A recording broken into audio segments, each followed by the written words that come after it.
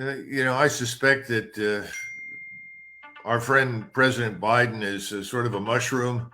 They keep him in a dark place and feed him crap.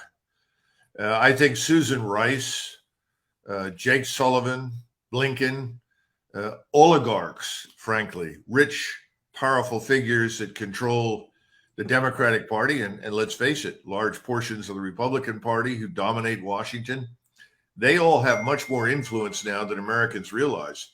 They're running the show. So I think they're not telling Joe Biden anything that they don't really want him to know. But more important, they're riding this train to oblivion, and they're not going to get off, and they're throwing more coal into the locomotive with each passing day.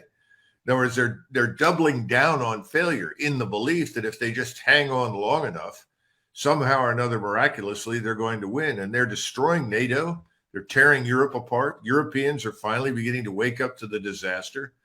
They've lost control of Eastern Europe. You have the Lithuanians who want to cut the Russians off from East Prussia, or this place called Kaliningrad. You have Russian retired officers now calling for Putin to commit nuclear weapons to the defense of Kaliningrad.